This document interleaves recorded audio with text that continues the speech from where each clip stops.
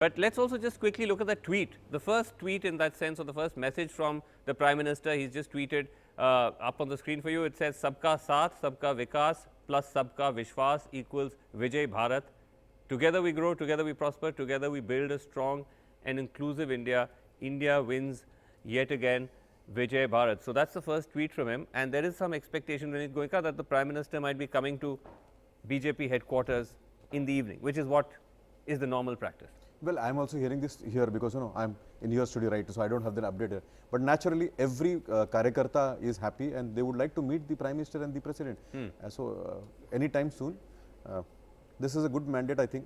And one thing you will have to understand, people of this country now compare work of this 5 years versus 55 years. All those people who are trying to put BJP in corner, calling them a casteist or religious or a nationalist party, I think they have to rethink their strategy.